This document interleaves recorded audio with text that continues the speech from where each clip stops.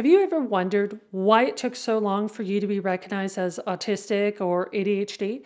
For many women, it's because you didn't match the stereotype.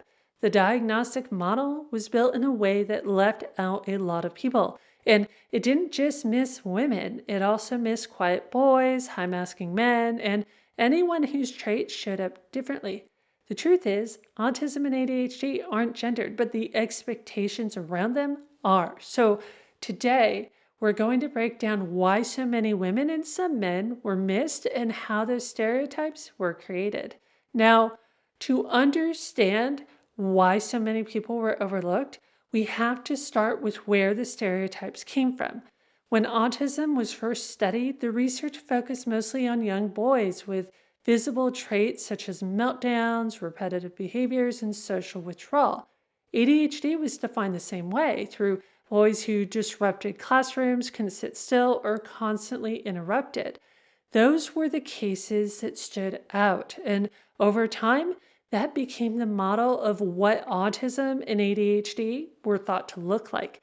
Not because it captured the full reality, but because that was what researchers started with. Clinicians were trained to look for those behaviors as well, and the more the boys were diagnosed, the stronger the belief that autism and ADHD were male conditions became. It was a feedback loop, causing presentations that deviated from early research to be dismissed. This is supported by findings claiming that autism, and to a lesser extent ADHD, is much more prevalent in boys, but what those studies really reflected is who matched the behaviors clinicians were trained to look for, not who actually had autism or ADHD. In fact, as much as 80% of female autism diagnoses occur after the age of 18. With ADHD, many women don't get identified until their 20s or 30s, often after years of being misdiagnosed with anxiety, depression, or burnout. Now, of course, they don't suddenly become autistic and ADHD in adulthood. No, they were AuDHD all along. This disparity highlights how childhood studies on ADHD and autism often do not tell the full story. Now, we've been led to believe that there is a male and female presentation, but that's just not how it works. The core neurology doesn't split down the middle like that. The differences we see come from the outside, from the expectations kids grow up with and the way they adapt to them. From a young age, boys are often given more room to be loud, impulsive, and disruptive. It might get them labeled as difficult, but at least it gets noticed. Girls, on the other hand, are expected to be polite, attentive, and emotionally tuned in. So when they struggle, the pressure is to hide it, to sit still, to smile, and to make it look easy. That's why the so-called female presentation of autism or ADHD looks different. However, it's important to recognize that just because some boys had more leeway doesn't mean all boys fit the stereotype. Some weren't rambunctious or disruptive at all. Plenty of boys were quiet, thoughtful, anxious, or high-achieving. But because they didn't match the image of the loud, hyperactive kid, their struggles were dismissed. They were overlooked, not because the traits weren't there, but because the adults around them weren't trained to see them. Those boys grew into men who still got minimized. Instead of being evaluated, their struggles were reframed as laziness, stress, or character flaws. They were told to just push through their challenges, which left them feeling unsupported. Now, the environment we were raised in can also significantly contribute to how we present and whether we fly under the radar. Some environments demand conformity. In strict homes, perfectionist cultures, or families where it wasn't safe to stand out, kids quickly learned there was only one way to be. Any differences, any quirks were punished and shamed. In those settings, hiding traits wasn't a choice. It was survival, a way to avoid conflict, rejection, or danger at home.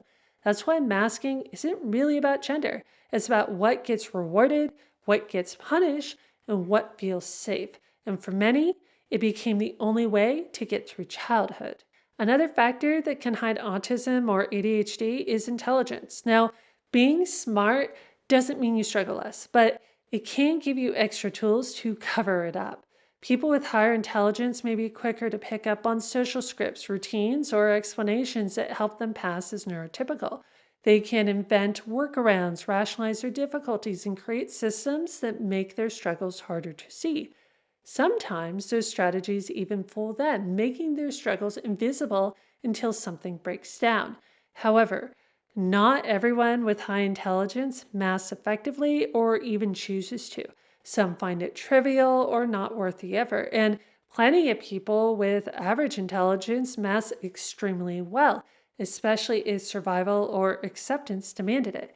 Still, for many, intelligence can delay recognition. They internalize the idea that if I were really autistic or ADHD, I wouldn't be doing this well. They confuse effort with ability until one day it stops working. And this hits on the larger point. The stereotype was built on one specific presentation without acknowledging how social expectations, personality, intelligence, and family environment might shape how those traits showed up.